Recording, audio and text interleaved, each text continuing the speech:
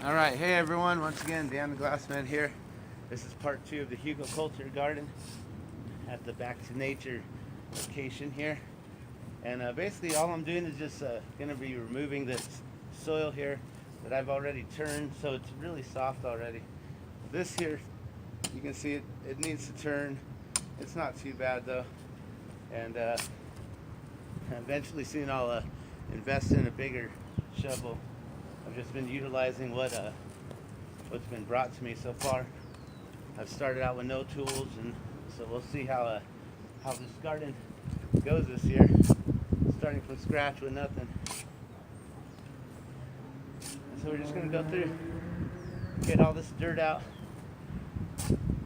and we'll time lapse this. We'll speed up the process so you don't have to watch this whole thing.